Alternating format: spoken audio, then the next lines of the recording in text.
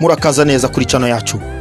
Tubagezaho amakuru menshi ajyanye n'ubuzima bwanyu, uburyo mwakira indwara zitandukanye n'ibyo mwakora ngo mugire ubuzima bwiza. Ariko update, breaking news cyangwa se amakuru agezweho yako kanya tuba tuhababereye.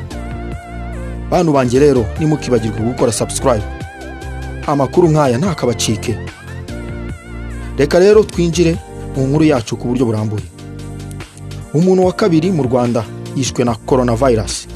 Aya akaba ari amakuru tumenye yatangajwe cyangwa se yashyizwe hanze na Minisiteri y'Ubuzima mu Rwanda. Uyu muntu wishwe na COVID-19 akaba yari umupolisi kazi w'imyaka 24 wari mu butumwa bw'akazi mu mahanga. Akaba ari naho yanduriye kino cyorezo cya COVID-19. Amakuru atugeraho rero avuga ko yahisemo gutaha nyuma yo kuremba.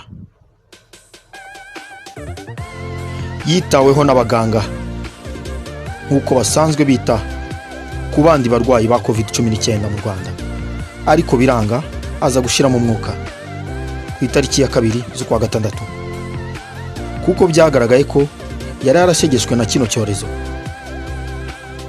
Uyu akaba abaye uwa kabiri rero nyuma y'undi mugabo twari twababwiye nawe wakoreraga mu gihugu cy'abaturanyi wishwe na kino cyorezo. Mukomeze mukore subscribe, amakuru nkaya mutazajya muyacikwa.